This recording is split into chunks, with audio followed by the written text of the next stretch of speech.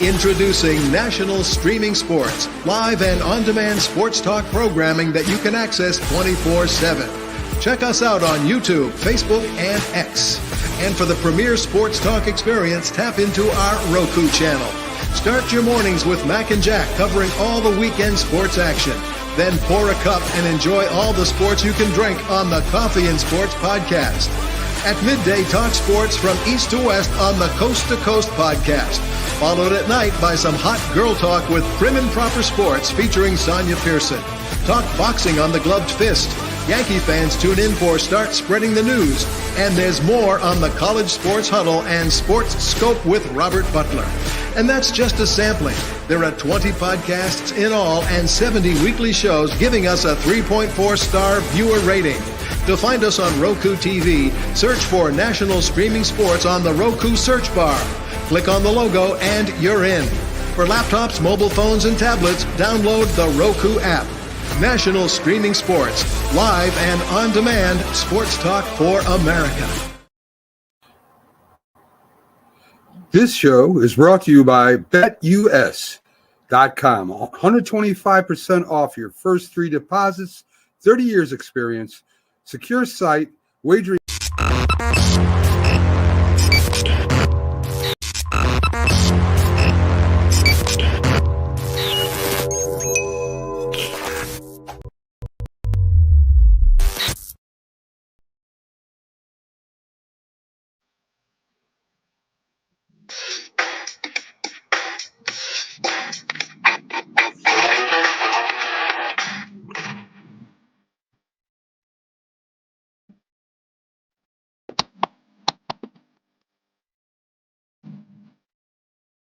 So here we go today, another Wednesday. We're back, and I don't know if we're better than ever or not, but we're here anyway, folks. So I'm your host, Mac, with your co-host, Bo Crouch, James Martin, and, of course, our Lady of Sports, Sonia Pearson. Glad you all can make it today. Glad that you're all joining us already. I see there's already 4 people up there viewing us. We haven't even started yet, so I guess that's good. I guess we got to lead off with the Yankees. I mean, they did make a big comeback here. And Volpe, a guy that maybe you didn't think could do it, hits the grand slam. And it might be impossible that we could win this guy. But if you look at it, Volpe comes alive. Grand slam, 2 stolen bases. Our catcher, 2 for 3, also hits a home run. And our bullpen shuts down the Dodgers. Yes, Freeman got his home run. He did. But who cares? We won the game. So, guys, is it impossible for the Yankees to make that comeback? No one's ever done it in history. What do you think? The Red Sox did, right? Against the Yankees. Not in the World Series. As I recall. Not in the World Series. Not in the World Series they did. So, but, no. Short and sweet. No. Sure, that's very short and sweet. Anybody else that disagrees with that? I mean, is we got Cole going tonight? They're playing tonight. He's our horse. Hopefully Boone doesn't pull him out and whatever for whatever reason. And then we'll probably be back with Rondon again, who can be good every now and then. And then probably back to heel. James, not a chance. Freddie Freeman's on fire. Freddie Freeman's on fire right now, but y'all New Yorkers, y'all don't give up. So, I'm from New York. Y'all go ahead. You never know. I think everything's. I mean, it's always possible. It's always possible, but you need great play. You need to flip the switch on Aaron Judge, man. What's going on there? I mean, 140 at bat. Wow, that's pretty bad. Yes, it is. It's very bad. In fact, I was on, of course, with my my co-host Jack Hirsch, and he's like, what he said? He said, "Well, Aaron Judge, his eyes are better. He drew 2 walks. He did get a base hit. So he's on his way back, according to Jack. I don't buy into it at all. I don't think he's coming back at all. I do agree with you all. Me personally root I for the really Jets don't too. think that. Yes, he's Same the same grain guy. of I really don't think that the Yankees can do it. It's too much of a load. They're going back to LA, back home, and I believe that the Dodgers probably close it out. If they make it to Game 6, I'm happy. At least they weren't embarrassed, right? At least they didn't go 4-0, and that would have been one of the greatest failures probably in Yankees history. So I'm just worried you guys did all of your hitting yesterday. It's possible. It's possible. It is. It's very possible. So not all of anyway, it hitting. I mean, Aaron Judge just gave you one RBI. Yeah, and he did walk twice. So that's something I guess somebody can be happy about. I think they bounce back tonight. You do? A buddy of mine sent me a meme that was hilarious. It says, "Are you coming out?" And then they sent a picture of Aaron Judge, and he's like, "What does that mean?" He's like, "I'm not showing up." Cold-blooded. But hilarious. It is hilarious. So you've seen it all over the place. I'm gonna try and bring it up. Me and James were on NFL Download when this Hail Mary happened, and James was very excited. I was very excited. James got excited because I was excited, and producer Linda actually ran out, stopping her prayers to see what happened. I mean, she actually said, "Hey God, wait a second." So I mean, let's see if I can bring this up, or at least you can hear it.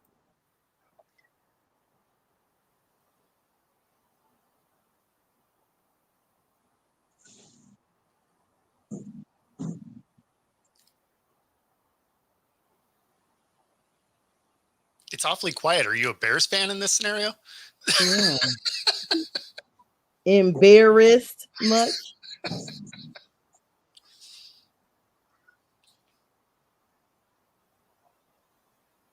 Just a moment of silence for the Bears, maybe. We're not hearing it. You can hear it? No. Are you using it on the same browser? Well, I tried. I gave it the college try. I was giving the touchdown signal, and James was like, "He did. He scored. Yeah, he scored." And it was a fun moment. So anyway, Tyreek Stevens. He's talking, yelling, jumping up and down with the crowd. Could say he was taunting. Maybe some people say, maybe he's laughing. I don't know, whatever you want to call it. He was doing that. The play's going. The actual fans are screaming at him. Caleb Williams is waving at him that the play is going off. He turns around, runs towards the middle of the field, and then he ends up where the ball's thrown, tips it in the air. There's the tight end.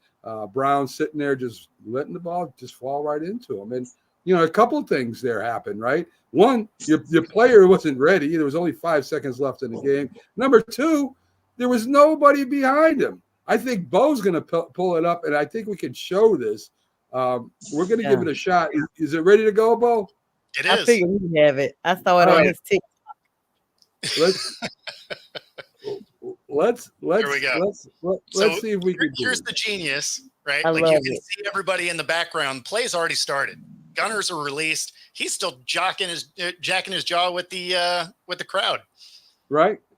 So from what I was hearing, he only got alerted because of Bears fans that were in the end zone yelling at him that the play started. And then with instant karma, he's the guy that comes over, tips it straight up to the receiver. God. So, There you and this go. will give you about 4 different angles of it. But, they did everything wrong in that play.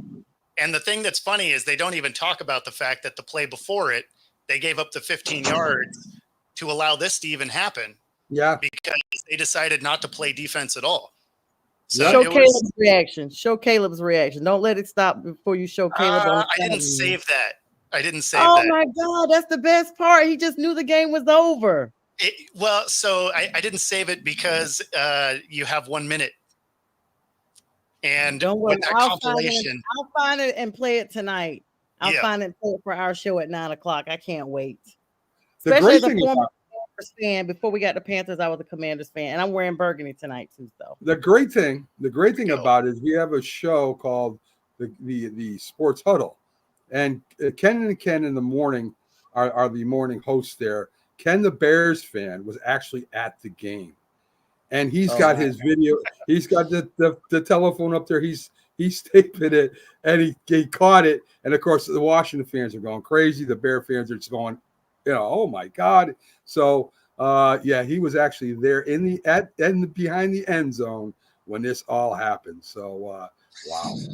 you know what, Mac? That play is akin to the Minnesota Miracle. I'm sorry, Jay Train. It literally just dawned on me it was your team as I was speaking about it. So please forgive me. I literally didn't even think nothing about it. I promise you. But I really remember when Stephon Diggs, everybody was like rewinding their DVRs. Like, wait a minute, did this just happen? With the Minnesota Miracle with the Saints and the Vikings. So immediately when this play happened, that's the first thing popped in my mind. Like one of those literally like, did this just happen moments that was a game changer. Yeah. I mean, well, at least in the Saints' defense, they didn't do any boneheaded plays like Tyreek Stevenson. I mean, this guy's I don't care what he does for his career. He can be all pro. He could be a Super Bowl winner. He's going to always be remembered for this boneheaded play. No doubt. I mean, they remember the Saints for that one because he ducked out of the way and gave up a touchdown because he didn't want to. Because he didn't want to get the penalty, right, by arriving early. Like I even get it a little bit, but they show that clip a lot.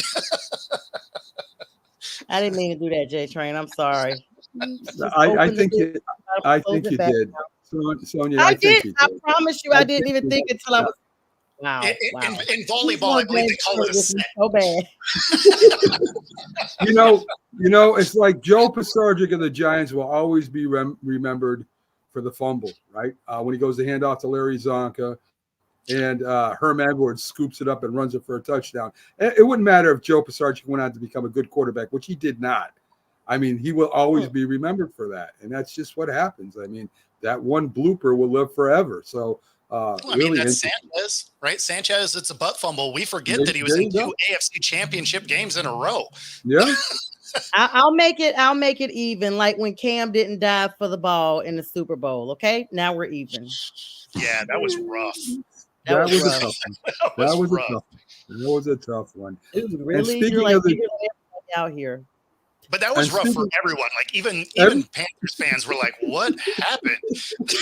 Well, yes. So speaking of the Jets, Rodgers, and I'm going to start calling him Darth Vader from now on because he has embraced and he saw the darkness. He's embraced the darkness.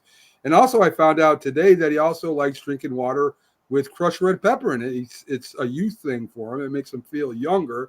So I think that's what he drinks is a water and some kind of red chili something or other. So I mean, when you're from the pits of hell, you drink stuff like that. Yes, you do. Again, we've talked about this ad nauseum, and I guess we always will as long as he's a quarterback. That's what happens when you put one person in charge of a team and give them all that power. And, the chemistry, I mean, on paper, they have some great talent, but it takes chemistry to win in football too. And right now, they sure don't have no chemistry. So sure he does. He's got the best ayahuasca ever. Maybe if he just feeds everybody those mushrooms before the game, maybe they'll at least have an excuse anyway. So, anyway. Shot mushrooms. Yes. So I got a question for you. Have we overrated the Baltimore Ravens? I mean, I watched this team. They're 5-3 now. They for some reason they still don't like to run Derrick Henry enough. That's got to be a decision made by supposedly Jackson's calling the players on the line. So I don't know if he's got something against Henry or he doesn't. I don't know what's going on there. But I mean, I think they picked up a wide receiver today, which that wasn't their problem. They're throwing the ball well. I mean, that's not really the biggest problem. Sonya? I mean, good. Deontay Johnson. Yeah, we knew that was going to happen. We knew the Can we Panthers just would. wait? I was going to talk about that in a moment. I'm just letting y'all talk about the Browns right now and beating the Ravens. Yeah, we are talking about the Ravens. And yeah, I mean, you've got talent on that team. You've got Flowers. You've got 2 good tight ends. You've got a back to catch the ball out of the backfield. I mean, they have plenty of firepower. The problem's on defense. That's where their problem is. You think it's defense? Because I would argue it's coaching. Because every time they get cute and stop running the ball, they lose. Because they've done that 3 times this year. They ran Derrick Henry week 1 14 times and lost. They ran him week 2, I think 16 or 18 times and lost. They ran him this weekend 11 times and lost. Every time they've ran him 20 plus times, they win. So why get away from it if it works? And we watched them do it in the postseason last year. So this is more of a coaching issue than a personnel issue, which is weird to say on a Harbaugh. Well, I mean, their defensive backfield's getting burned, Bo. You got to admit it. I mean, Sure. You got Winston going in there and throwing for 300 yards and 3 touchdowns. Even Dak Prescott burned their defensive backfield. I think they got a problem at the defensive backfield. Well, but you're not sustaining drives by using the run. In the games that they're losing, they're not eating the time of possession, which helps your defense if they don't have to be on the field all the time. Sure. Yeah, but I will suggest, reiterate what Max said, is that they're secondary. They're dead last. They went into this game with a dead last. And I figured if there was an Achilles heel for Baltimore, it would be their secondary. And Jameis Winston has the arm to attack that secondary, and he did. And so, but I mean, Jameis, again, he went up against the worst secondary in the league. I don't know what he's going to do against some of the more elite or good secondaries coming up going forward. But I think that's really what matters is that defense in the secondary. I think Derrick Henry should run the ball more. He should get at least 20, 25 carries a game. If you look at his numbers, he had a 4.8 or 5 average in that game or something like that. He just didn't get enough carries. Yep. You give him the ball. That extends the clock. It extends first downs. I mean, and it takes time away from keeps Jameis off the field. They just didn't do that. And I think it's more management in that situation. So, Sonia, why does the Panthers continue giving away their good players? All right. So Linda had tagged me, and producer Linda, hello to you. Had tagged me, not like I was in class and I got the update. So I went ahead and posted to go ahead and let y'all know that I knew. So don't come for me. I don't know. I mean, he was literally like the only shred of hope we have. He's on IR right now. He may be coming back. I'm not sure now that he's been traded, but he was on IR last week. I have him on my fantasy, so I know for a fact he was on IR. I don't know. I mean, seriously, like we drafted Jonathan Brooks, who hasn't been able to play because he's been injured. We have Xavier Legette. I guess Xavier will be traded this week since the trade deadline's coming up. I don't know. And we traded with Baltimore, and I don't even know what we're getting. Like, I'm just exhausted at this point. I feel like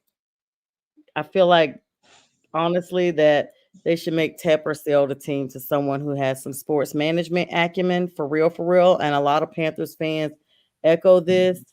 And it's extremely frustrating because, we all have losing seasons, but this is like going into season 6, 7. Like this is crazy. Like, and we've had just as many coaches and quarterbacks, and there's no stability. So you can't just continue to toss everybody you get and start from every year can't be your freaking rebuild year. Like it's so infuriating right now. Seriously. You're muted.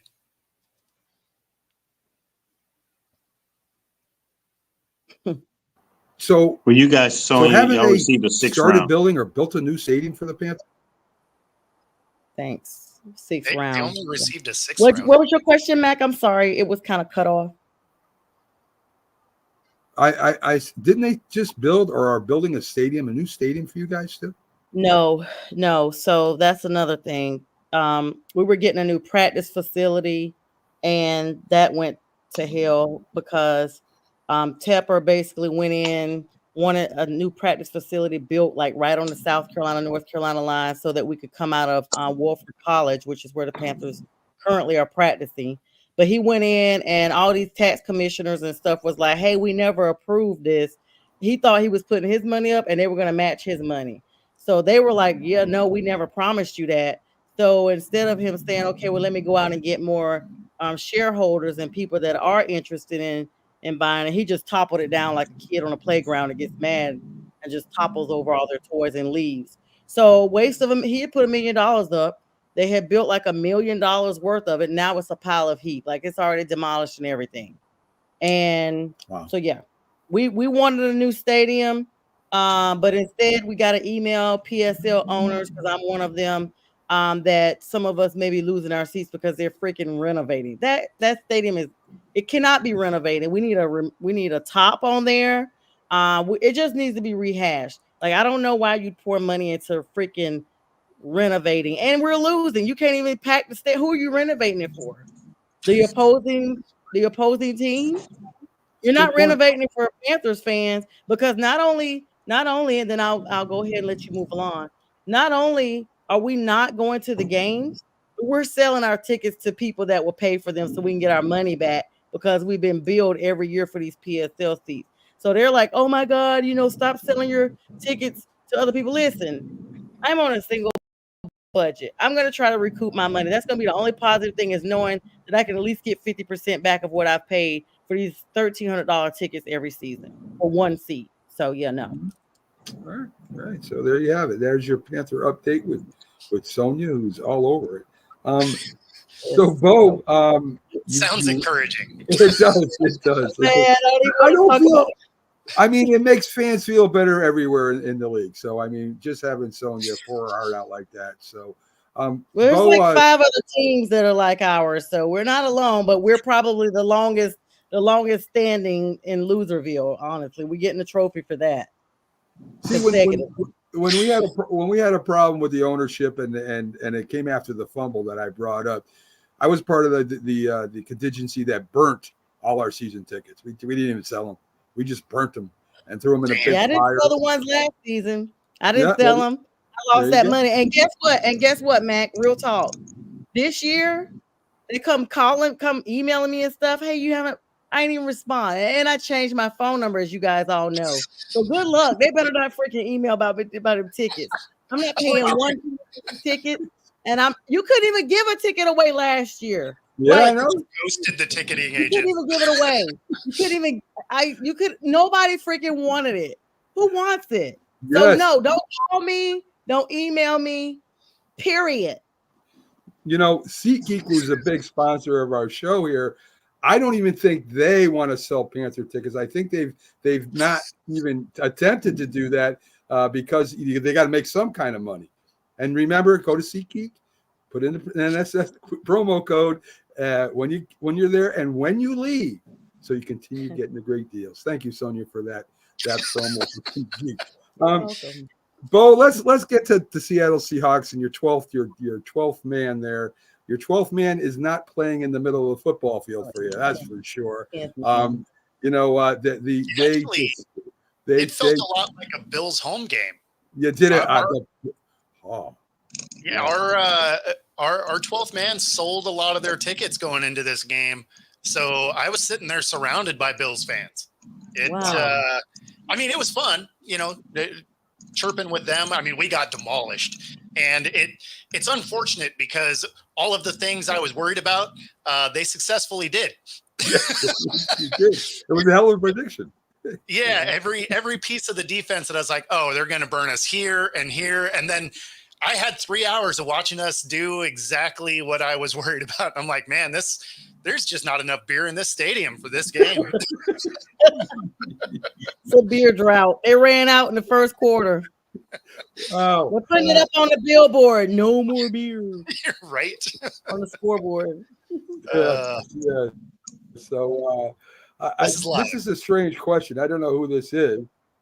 This is live, Who's GB.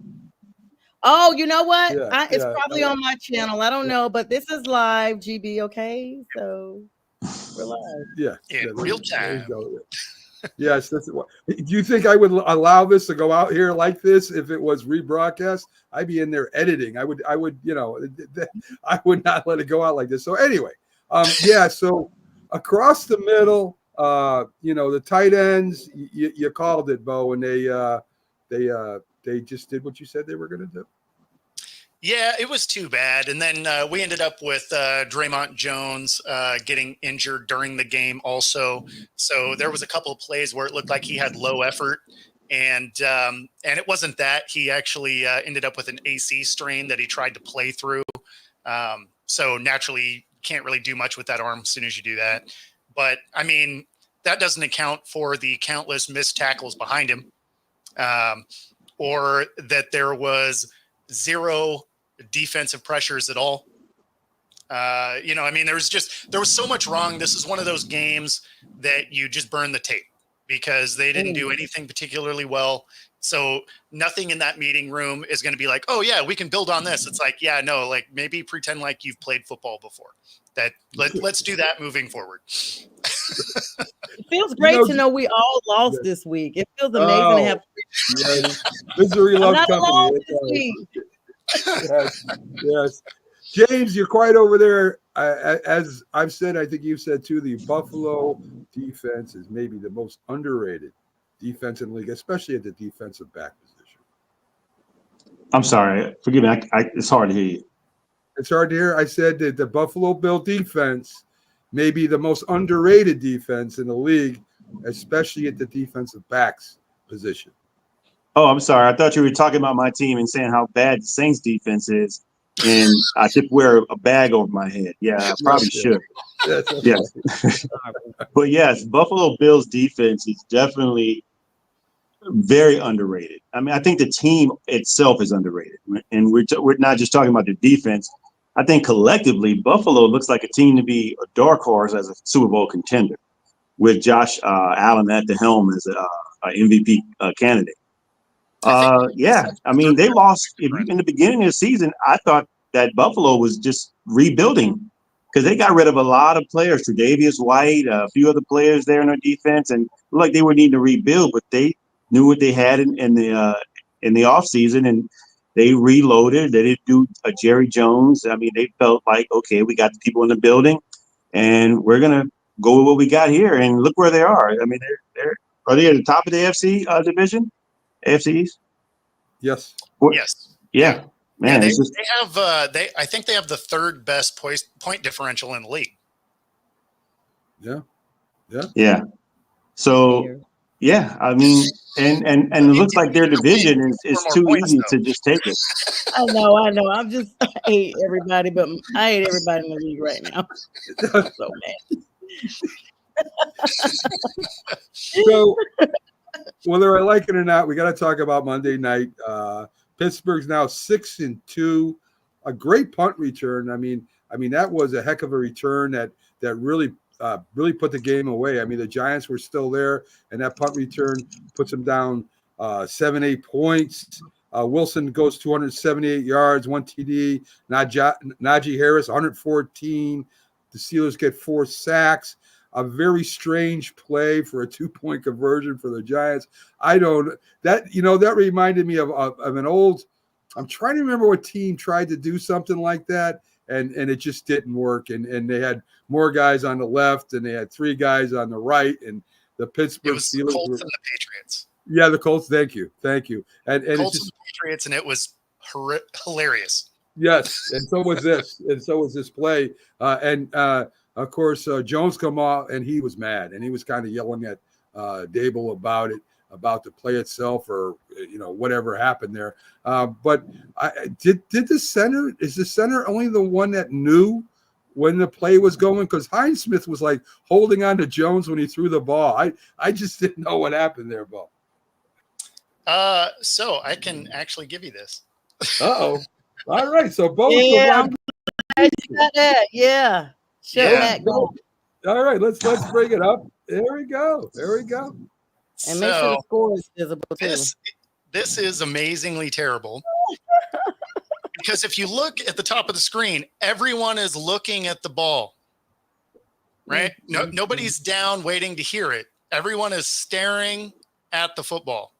Mm-hmm. And yet, no one reacted except defense. So, like, you couldn't have executed this play worse than they did. Wow. But it is fantastic. That's how the Chinese do it. They're the Chinese, honey. That's how they're doing it. I mean, that's going to get somebody fired. Everyone is looking. Look at him. He's just, yeah, I don't blame you, Jones. I'd be pissed too. I mean, that was crazy. Oh, yes. God, that was crazy. That was crazy. Shout out to you both for that. I don't know. It's just wow. It never ceases to amaze me. What the Giants do. Again, DJ Jones throws for 264 yards, can't get in the end zone. Slayton has a good game. Our rookie running back, Tracy, ran for over 145 yards. It wasn't like the Giants weren't competing with them. I mean, they were competing with the Steelers on the field. They just, score-wise, which is the most important thing, they couldn't do it. So, I mean. They were competing, passing out more water bottles. That's about it. Well, to be fair, the Steelers all right. The Steelers didn't like the end zone either. No, they didn't. I mean, they couldn't get in there. Their main touchdown was the kick return. Yeah. I mean, the offense would get close, and then you'd end up with weird scenarios where Pickens can't get his left foot down, or they create a penalty in the end zone, or I mean, there was 8 field goals in this game. Yes. I think the biggest difference was somebody on defense stepped up. TJ Watt. Yes. I called him. I said a bold prediction that he'd get 3 sacks. He got 2 in the forced fumble. Yeah, he hadn't had sacks in the last 2 games. So he stepped up in a big way, man. That one, he recovered his own fumble. Yeah, and at the end, I mean, when they really needed it, they really did hold TJ Watt at bay for most of the game. But when it counted, TJ Watt makes that big strip sack, and he's a great athlete. You can't take nothing away from him. So how do you not shift the tight end over there to double TJ on one of the most important plays of the game? How do you not shift? I don't. Just put him in motion. It's one of the easiest things to do. Yeah. Chip him with some. Put a running back. Anybody. Put a couple guys on him. I don't know. Right? I don't know. Oh my God. So let's talk a little bit about the game Thursday night. Get your picks on this. So let's see. They lost to the Patriots, and the Patriots just wanted it more than the Jets. That's all. Sometimes that's all it really boils down to. I mean, who wants it more? Who's going to win them? Individual competitions. Who's going to beat the man across from them? Your will impose the will. Sometimes that's what football is really boils down to. And the Patriots wanted it more to me than the Jets. And they come back and they win that game. And against, I know there's a couple injuries. Diggs is out and his number 1 receiver is out. But let me tell you something. Houston's got an excellent defense. They got a great running game, and they still got weapons at wide receiver, tight end, and that. I don't think the Jets win this game. Yes. Well, Houston just got Stephon Diggs is out for the season now. Yes. That's gonna be a major hole for him for them, even though they already got the weapons. He has really been accenting what they already have. But let me just put a plug in. I'm happy for the Patriots that they beat Aaron Rodgers and them and his crew, Gladys Knight and the Pips. I'm glad that they beat them. I don't know if it was the fact that they wanted it more. I mean, it was a sloppy game on both sides, honestly. But, just to know that Prima Donna once again takes another L, it's just all I need. It's that right there. Yes, it is. Yes. I mean, couldn't happen to a better guy. So what do you guys think? I mean, I don't have the spread in front of me right now, but it's at New York, and you have Houston going in there. What do you think? I think Houston wins this game in the second I half. still think Houston's going to win. Look, I know they don't have Nico Collins. They got Tank Dell. Tank Dell was on a trajectory to get 1,200 yards last season before he broke his leg.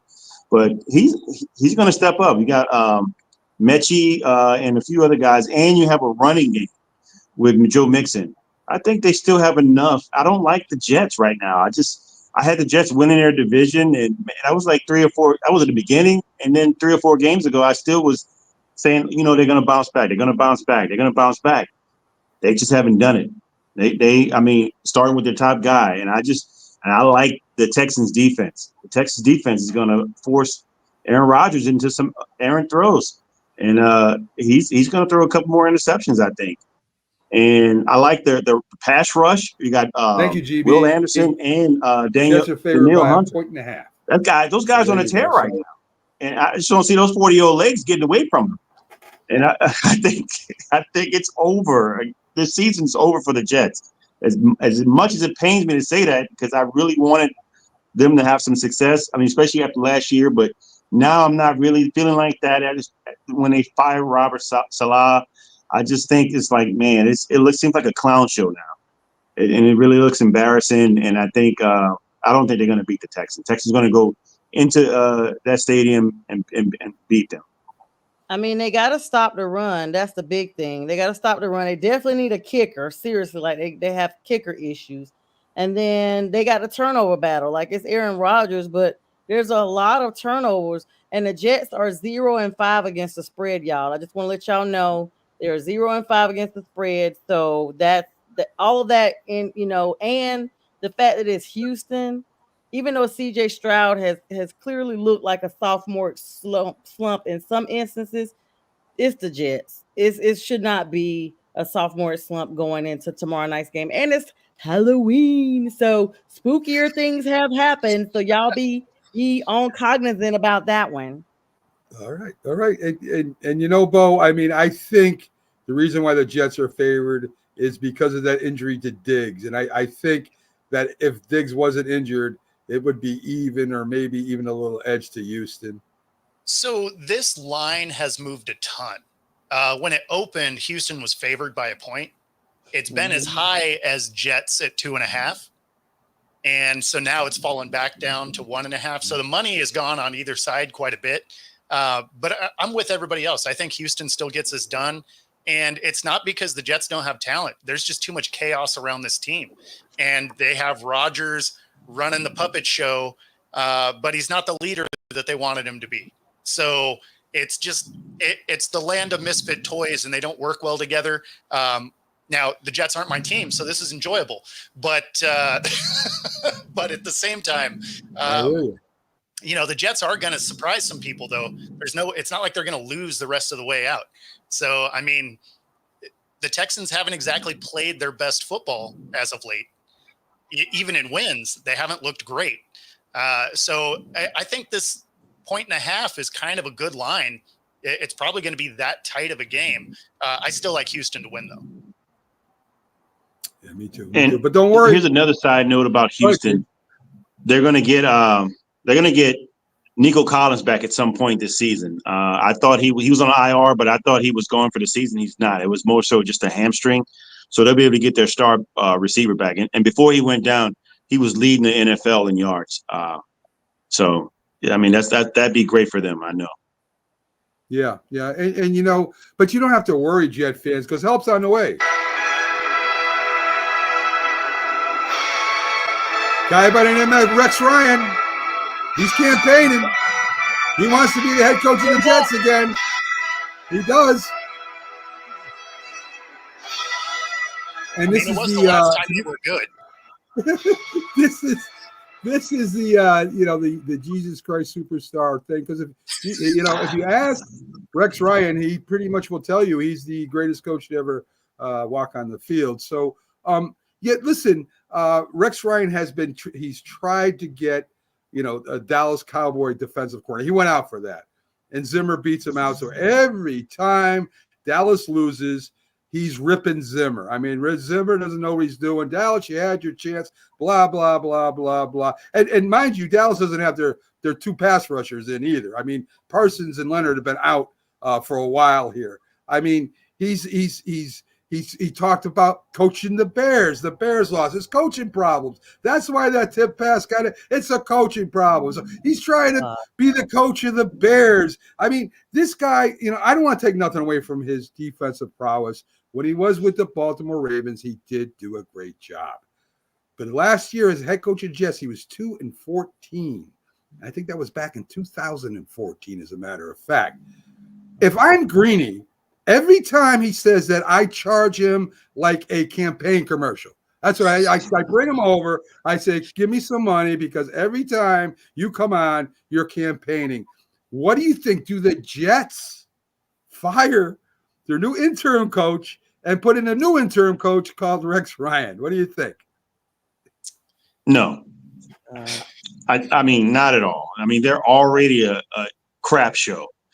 You're going to make it even a bigger one by bringing in a guy that you had there before that you let go. So now you're going to go revisit your ex-girlfriend and bring her back and realize, oh man, this is the reason why we broke up. No, why not? Why would you bring him back in? No, and he's been sitting down on the sideline, in front of the camera for how long now? What team was he with? He was with the Jets, right? 2014. 2015. Was it? No, 2001 Ravens. Yeah, 14. So it's been what, 15 years? Yeah, that'd be the biggest mistake. They're already in the hole right now. They'd be in an even bigger hole if they brought it back. He's trying to get those extra teeth he done got put in his mouth paid off. Y'all see, he can't even close his mouth. Yes, so he's not going to be able to coach. There's no need for them bringing him back because no one's going to understand what he's saying. He's because it's like he's going to have to do sign language for the plays. So it's just going to be worse. Like, every time he closes his mouth, he bite a hole in his chest. At the same time, can they please bring him back? Because that would be amazing. Aaron Rodgers. Yeah, that's what I'm saying. That dynamic would be so explosive. Let's go. Bro, you know what this reminds me of? It sort of reminds me of Colin Kaepernick. Like every year he was campaigning to be a quarterback, right? And of course he wanted to be starting quarterback. He didn't want to be a backup. And he would have the camps at the high school. And I think maybe if Rex Ryan puts together a camp, right? He gets 2 high school teams. And he changes the defenses. He makes sure everybody goes in and out on time. He calls a timeout to show that he still can do that. Throws a red flag, to show he can challenge still.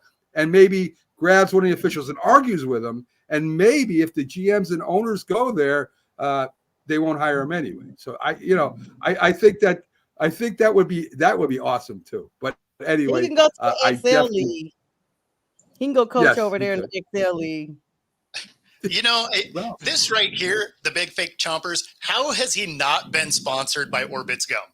His dentist, his dentist needs to be cited. There is no way he's not doing any commercial. He got those for free because once they saw those chiclets on those gum lines like that, he looks like Dennis the Menace when he gave Mr. Wilson those chiclets.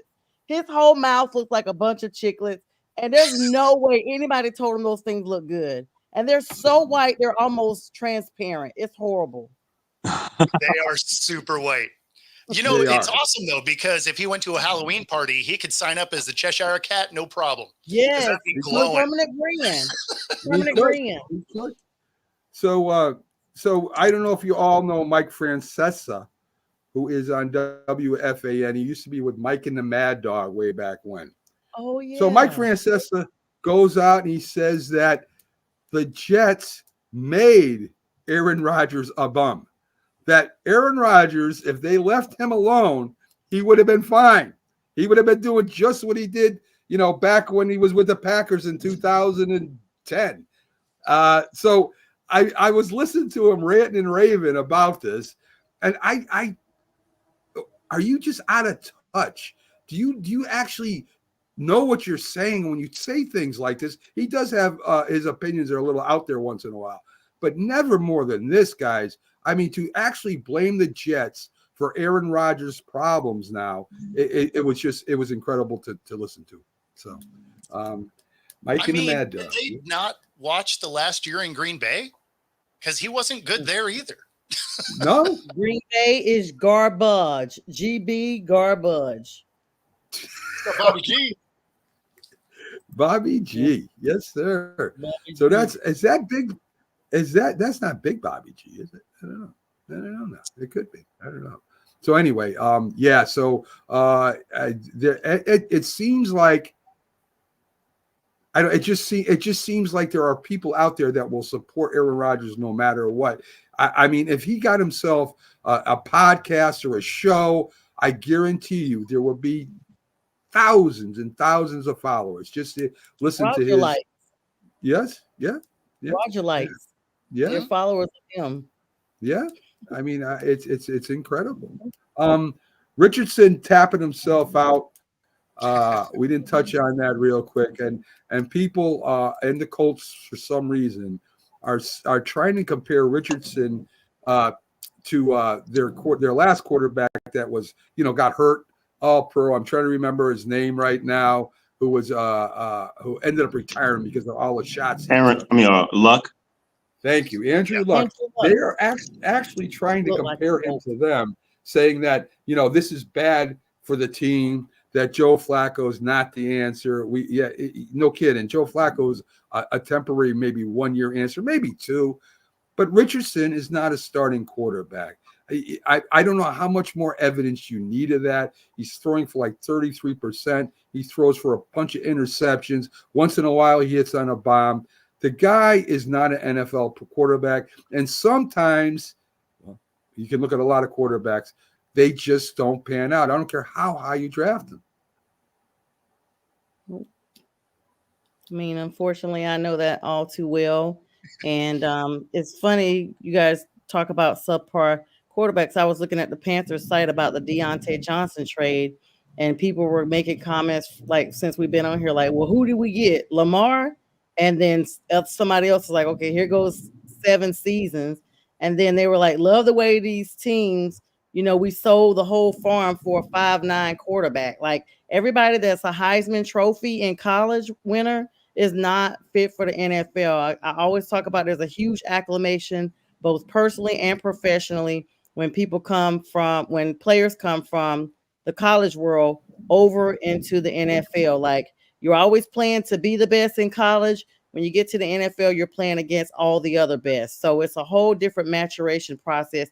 And everybody is not mentally equipped to be there. Look at Johnny Manziel, superstar, couldn't handle it. We see that. So from personal or professional. And I mean, I was just shocked. Anthony Richardson went over saying he's out of breath. I mean, are you ill? Is something wrong? Like, do you need to be physically checked? There's no reason why you should be out of breath, as youthful as you are. And the way you all practice every week and have these plays run about, you're supposed to be in the best shape of your life. You need to be medically checked out then. Something must be wrong for you to go over and just say, I'm out of breath. Like, that's pretty, strange. Yeah. I mean, listen, Bo, you played at a high level. I played at a medium level. I have never, in the history I've watched football from 1970 on, I have never, ever seen that happen. Not a quarterback. Receivers, running backs, after a big hit or multiple go routes, they'll tap, get a breather. Sure. A quarterback, no, you're the general on the field. You gotta suck it up. Like, you're that dude. That's why you get the big money. I mean, he hasn't yet, but I mean, inherently, that's why that position gets the big money. You're out there the whole game. You're running all of it. So yeah, it's a terrible look.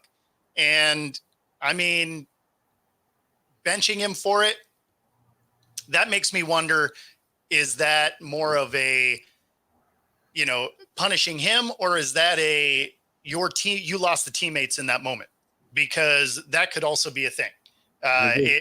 If your teammates think you can just bounce out at any time, they may not be behind you there. So, and then you have a guy that in Flacco that's won a Super Bowl and has played at a high level and has shown that he can still play decent, right? Not great, but you're also looking at a Richardson that is in the bottom of the league in completion rate. So it's not like he was lighting it up out there. Yeah, I mean, there's a lot of bad there. some of this, I think, is more indicative of the fact that the league doesn't develop quarterbacks anymore. They don't like to. They want you to get out there and go play hero ball. And they just overlook the fact that some of the quarterbacks that are playing their best football didn't play year one, right? You're looking at Jordan Love. He sat 3. Mahomes, he sat a year. Through the course of history, the guys that sat tend to have a lot more success. And, you're looking at recent draft picks. Richardson is now benched. Bryce is benched. Levis is benched. Trey Lance, although injured quite a bit, benched. You're looking, Zach Wilson comes in, high pick, benched. This is a developmental issue as opposed to Richardson just ain't that guy. Now, he may not be the guy. He got drafted as high as he did because he had a phenomenal pro day. But at the end of the day, when you're looking across the league, they just don't like to develop quarterbacks anymore. I agree to most. Go ahead, James. Sorry. Go ahead. You go. No, I was just going to say I agree also with much of what Bo said. I just think also, again, let's get back to the point of where he tapped out. You can't teach that. That's more of a character issue. And it was like, how do you figure that you tap out at this moment when you're a leader? You're the person that everyone is trusting. They're looking to you for guidance and leadership and direction. And as a quarterback, you're tapping out, then that breaks trust. That breaks trust. That was a third down too, wasn't it? Yeah, 3rd and 20 or something like that. Yeah, it was like a key moment. Yeah, a couple things. First, the Colts are in this race. They're 4-4. They're alive, and they haven't lost by much. The games they've lost were against good teams by like 2 points. They've lost to the Texans. I saw by about 2 points or 3 points. They've been in every game, and this is a chance for them to go to the playoffs. And to me, what Richardson did is unacceptable. I would sit him on the bench. I might try to move this guy because he's just not. He's as James says, he really doesn't have character to be a leader, and that's what they're looking for. They're not looking for somebody that's equal, or they want somebody that's going to lead them on the field. You're right about most of what you said about quarterbacks, and we'll agree that Stroud was the exception. Maybe Caleb Williams and Jaden Daniels are the exception too. They're both playing pretty well this year. So there are quarterbacks can do it, but there are quarterbacks that go to NFL and never have taken a snap from center. It's always been shotgun. So you're right a lot what you're saying, Bo, but there are exceptions. And I think this year's class, Richardson isn't from this year's class, I don't think, is he? He's from last year. No. He's last year. He's last year, but we didn't see him last year because he was out hurt last year. Right. Got drafted high. Listen, got out last year, but not too hurt up to make a baby. Became a daddy while he was out. So you're not too hurt to lay up and make a baby, on the off season while you're getting the dime from the NFL. You're not working. But nothing's wrong. Not a lot of work there. Yeah, nothing's wrong with him, but I'm just saying that's the first thing I thought about. Like, what? He's having a baby? What's happening here? He's not having, but you know what I'm saying. But this is what I'm saying. Deebo Samuels played that same week with pneumonia and still played the game, went and got checked out right after with full pneumonia, hospitalized. We look at players across the board. Jalen Hurts last year from the Eagles played, and he was sick, took a separate flight to his game because he had some type of viral infection. Bijan Robinson played really sick with the Falcons last season, bad migraines or whatever they said was some type of viral infection, but you still play the game. You as a quarterback, you're out of breath. Your O2 levels are go to the side, get you a breath to keep it pushing B. Yeah, I love Bobby. There you go. Go ahead, Bo. Yeah, so Bobby, no. The answer is no. You wouldn't kill him if he came out and threw a pick. Now you'd be like, oh man, you can't throw a pick there. Sure, right? But it's 3rd and 20. Like there's not a lot of plays in the playbook dialed up for 3rd and 20. So it's a lot of go routes, and you got one crossing route, and you're hoping. So if he threw a pick there, nobody would think twice about it. And then even if he came out after the game, he's like, yeah, I was exhausted after that last play, and I put it up and tried the best. That shows that you're still fighting. Tapping yourself out of the game is something entirely different. I agree that we kill people for being honest, and in that instance, he should have lied about it. like if he was tapping himself out because of that, he should have been like, oh, you know what? I had a twinge in my shoulder. I had to, whatever. Go over to the tent for a second, have him tug on your arm, make it look good. But you can't just come out and in that scenario tap yourself out and be like, oh yeah, I was tired. I mean, it's just a bad look. This is what I'm saying. I know you got to go, Mac, but let me say one thing here. A lot of key things here. People probably are pointing are more physical. I think we need to challenge and look at it more of a mental, the pressure of being the leader guy, being the head guy, and all the responsibility. Looking at all your stats, they're in the tank. Maybe he's just looking at this is too much for me, and from that aspect, like, man, this is tough. Maybe some anxiety there. There might be something there in that regard. Not saying that you can't handle it. You got to handle it better. But because if you're physically tired, I mean, take a timeout. Take one of the timeouts and go get a drink, like Sonya said, and come back. But I think it may be more mental. We can't listen. I mean, we're just making more excuses of why he just quit. He quit. And I don't care if he's young or if he's 20 or he's 30 or he's 40. Listen, you're a professional football player and you're getting paid quite a bit of money to play a game, and this is what you get paid for. This is not like flag football where you can say, well, I'm tired. I gotta sit out for a while, guys. You're getting paid to play and you're getting paid to lead this team. He didn't do that. And if you're going to be a quarterback, sorry, you got to be a leader too. And he just didn't do that. So I mean, you can make all the excuses you want for the guy. He just quit, and you can't do that. Period. Yeah, Go ahead, Jay. Honestly, he would have been better off to have taken a timeout there rather than tap. Even though the outcome's exactly the same, the optics are wildly different. Yep. So, he wasn't coming back though. That would have been a wasted timeout. He was not coming back. A timeout for what? For him to just switch out roles? Your backup coming in is a waste of a drive. Yeah. So I mean, I'd burn the timeout. Yeah, there's ways. There was ways he could have definitely handled it, or maybe the coaches could handle it, or whatever. But I want to get to a conspiracy I got here to end the show, right? So the WNBA has fired 8 coaches. One was a coach of Caitlin Clark. One was a coach of the Connecticut Sun who went to the Olympics, and she's been outspoken about getting more money to get paid what they're worth. And I think it's a big coincidence that all of a sudden these coaches who maybe are supporting the players or who may not be supporting the players are now getting fired. Is the league, is the owners of these teams sending a message to the coaches, if you're going to support the players of striking and getting more money, you're not going to have a job. What do you think? I mean, it's possible. That's with any job. I mean, if you go in there and try to cause an uproar, you don't support the mission of your employer. Like every employer has a mission, at least even if it's an unspoken one. You go in there with your own agenda or trying to team up, that's like akin to some type of, accosting, like a coup.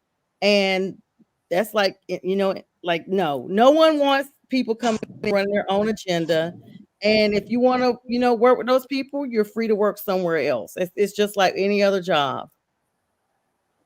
And most of these ones that you're naming off are of teams that were bad. And in Caitlin Clark's coach, what they had 2 number 1 picks and a second over the last few years, and they've done nothing. That's a good way to get fired anyway. So I think some of it was just opportunistic more than anything. Like, had you just fired, the Liberty coach after winning a championship or something, then all of a sudden we have something to talk about. But you're firing low end coaches on bad teams. Yeah, that's an easy fire. The Sun really didn't have a bad team. The Fever made the playoffs with Caitlin Clark. Bo, I mean, I get what you're saying. I get what you're saying, but I mean, it's not like they were bottom feeders. They were in the playoffs, and the Sun made it quite a ways. I think it's a hell of a coincidence. Is all I'm saying is we're going to stop and we're going to strike 2025 if we don't get another contract, and all of a sudden the owners start firing coaches, and that's all I'm saying. I might be nothing. I said it's a conspiracy theory, but I've seen things like this happen before. I mean, they're not making no money anyway. They make more money doing a YouTube channel. Yeah, that's true. That part is no joke. They do kind of need their league to make money before they get a lot of raises, though, right? I agree. Folks, thanks for watching.